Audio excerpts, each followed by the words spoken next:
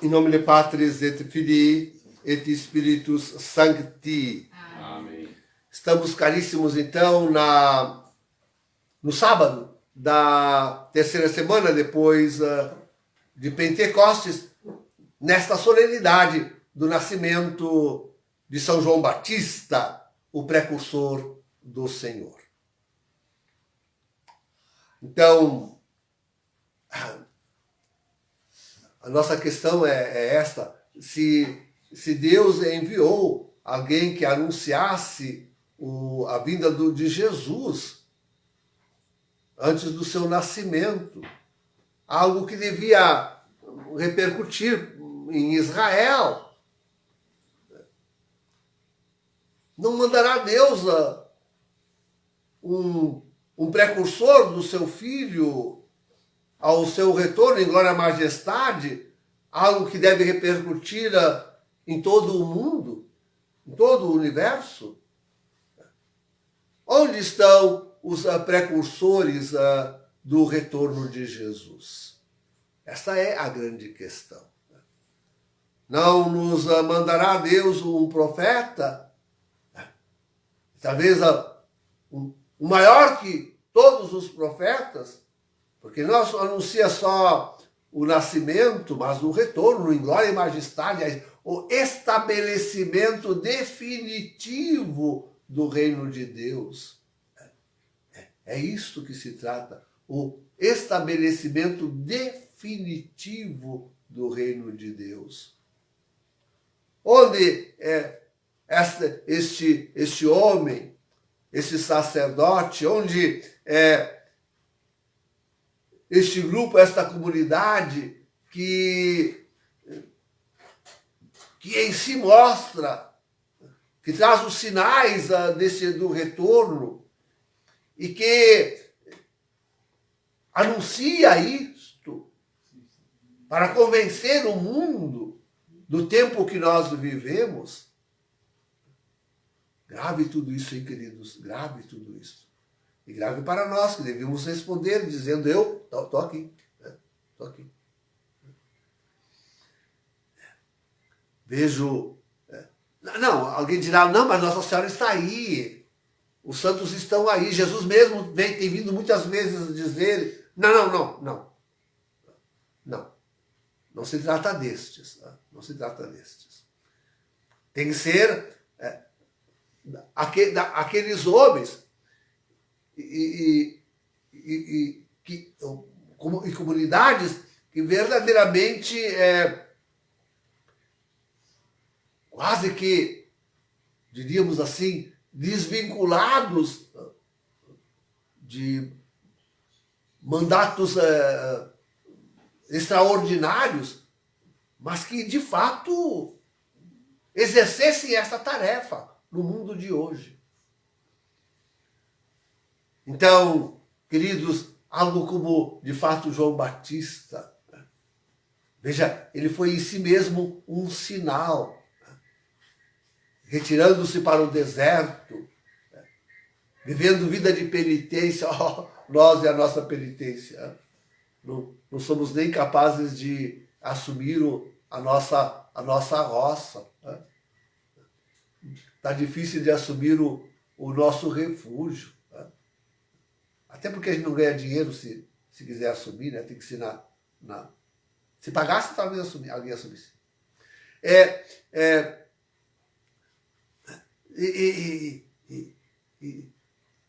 E sobretudo, mas sobretudo com certeza, queridos, na pregação, no anúncio. Vejam como era forte João Batista, hein? E não tinha papas na língua, e não poupava nada, e falava direta e claramente, e exigia,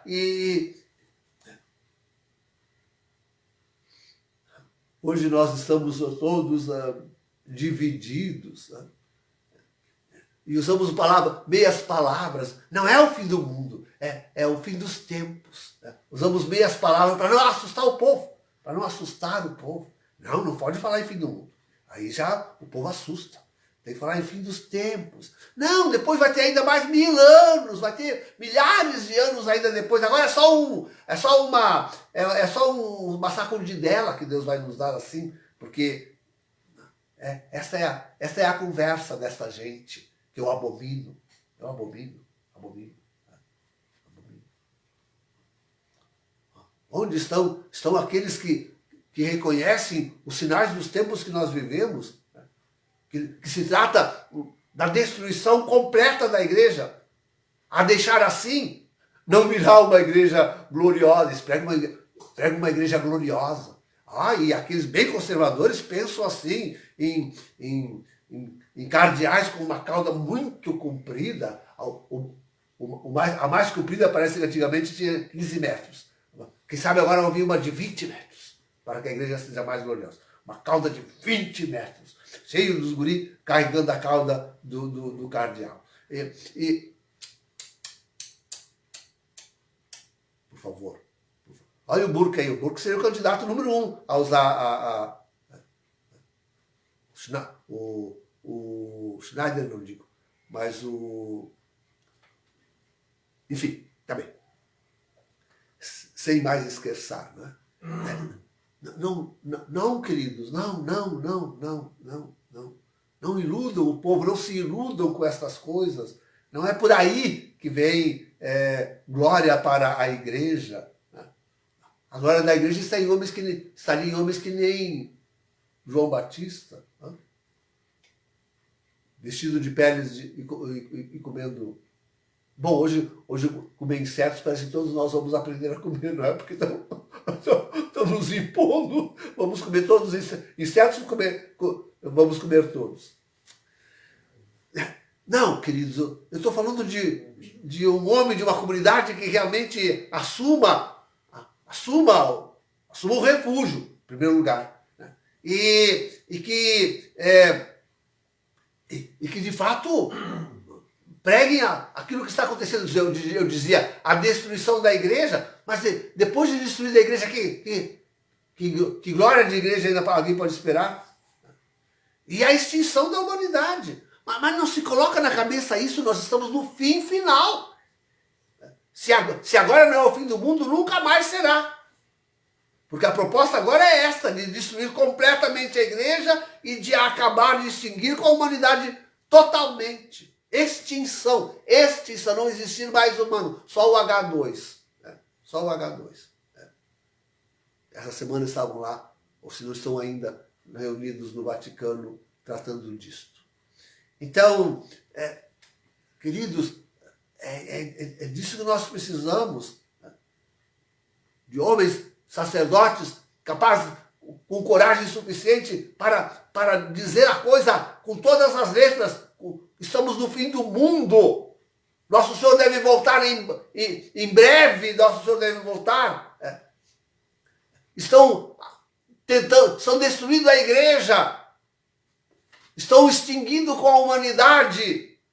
Tem que dizer isso assim, nítida e claramente. Chega de conversinha mole, de youtubers. Chega. Diga-se a verdade, a plena voz. Ouçam os homens, queiram ou não queiram. Gostem ou desgostem. Aliás, por desgostar, a luta, na verdade, queridos, é contra a própria, vamos dizer assim, é maldito, mas contra a própria igreja. Isto é, pelo menos aquela que aparenta ainda a igreja, que ele retém ofícios e templos e aparência diante do mundo, e também contra o mundo. São duas frentes de batalhas tremendas. Né? Duas frentes de batalhas.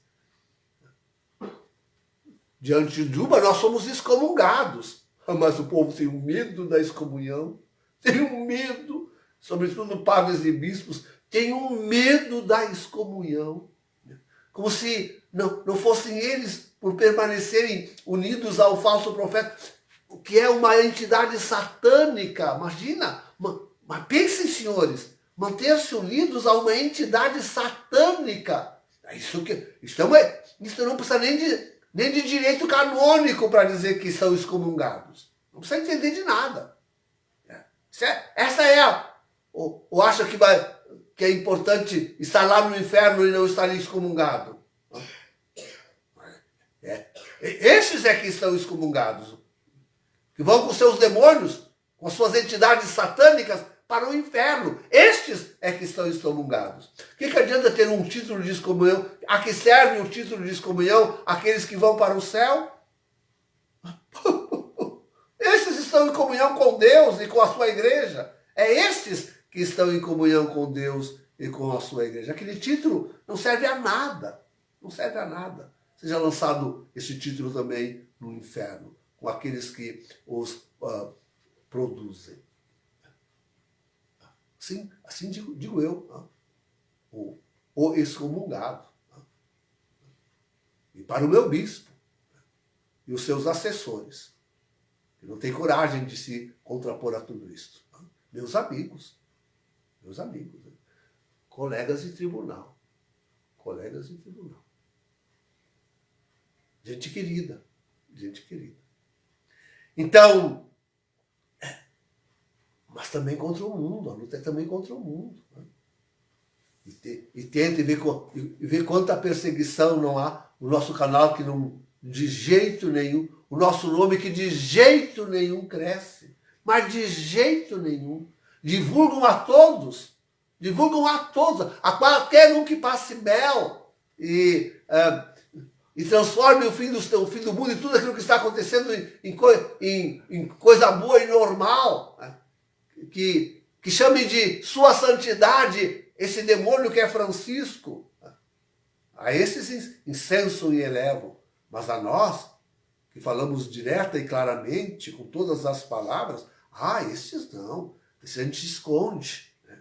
Esses não podem crescer. Enfrentar o mundo. Olha, a igreja estava enfrentando um processo na Nicarágua. Foi condenada. Imagina que não. Assim como é condenada no Brasil. Os tribunais, todos, nos condenam. A igreja verdadeira. Esta é condenada. Não tenha pelo mundo, perseguida e condenada pelo mundo. E não tenham dúvida disso. Assim foi com João Batista. Assim tem que ser conosco. Não tem outro caminho. Não tem outro jeito. Não tem. Quem quiser ficar de boas, como se diz, né? Quem quiser ficar de boas com a contra-igreja e com o mundo, pronto. Esse não é João Batista. Com certeza não faz Pode saber, querido, tu não faz o serviço de João Batista. Se tu estás de bem com a contra-igreja, chamando o Francisco de o Santo Padre, e esse mundo de não, mas não é assim, então tu não estás sendo João Batista. Com certeza não estás sendo João Batista. A festa do nascimento de João Batista fala muito em alegria, né?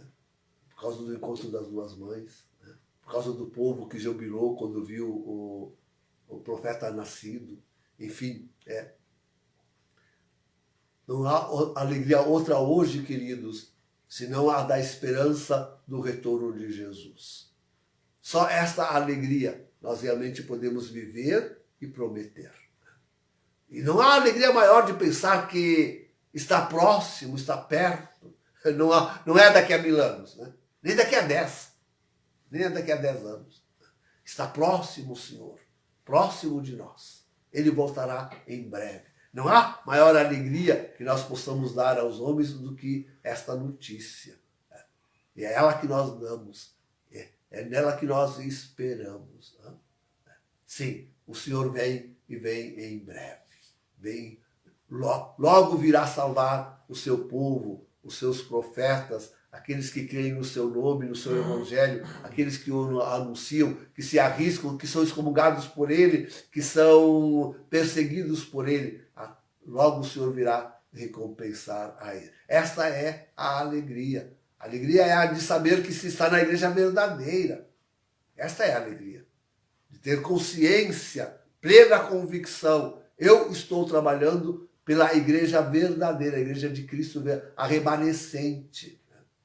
É a ela que pertenço, é nela que eu estou. A alegria vem de saber que a gente está ostentando a verdade para os homens, tentando salvar a humanidade. Né? Salvar o ser humano da humanidade. Se é que consigo me fazer entender. Salvar o ser humano, né, da humanidade. Então, não há outra alegria. Nem podemos esperar, nem querer outra alegria que não é. Não é tempo de ficar fazendo festas. Né? É tempo desta alegria, a alegria da esperança. Esta sim é que deve preencher o nosso coração e nos fazer jubilar diante de Deus, porque os homens talvez nos vejam sofrendo, mas diante de Deus tenhamos nós na nossa consciência esta alegria. Esta que nós devemos cultivar. Em nome do Pai, do Filho e do Espírito Santo.